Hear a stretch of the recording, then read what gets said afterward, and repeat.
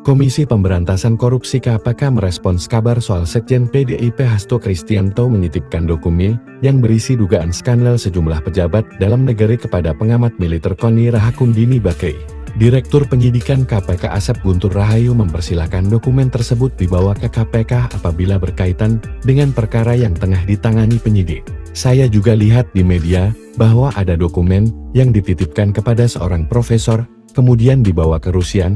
Sebetulnya kalau itu memang dokumen terkait dengan perkara yang sedang kita tangani, dibawa saja ke sini, kata Asap di Gedung Merah Putih, Jakarta. Dikutip Kamis 9 Januari 2025, Asap mengatakan, penyidik nantinya bisa menyandingkan dokumen tersebut dengan dokumen yang dimiliki. Ia juga mengatakan, dalam penanganan perkara, KPK tidak akan langsung menjustifikasi seseorang melakukan tindak pidana, melainkan mengedepankan asas praduga tak bersalah. Sebelumnya, pengamat militer KONI Rahakundini Bakri membenarkan menyimpan sejumlah dokumen dalam berbagai bentuk diduga berisi informasi mengenai dugaan skandal sejumlah pejabat dalam negeri. Dokumen itu disebut dititipkan oleh Sekretaris Jenderal PDIP Hasto Kristianto. Betul, silakan cek Instagram saya.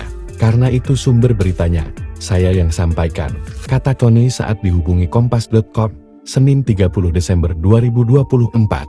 Diketahui Sekretaris Jenderal PDIP Hasto Kristianto telah ditetapkan sebagai tersangka dalam kasus suap terkait pergantian antar waktu anggota DPR periode tahun 2019 sampai tahun 2024 dan perintangan penyidikan terhadap buronan Harun Masiku.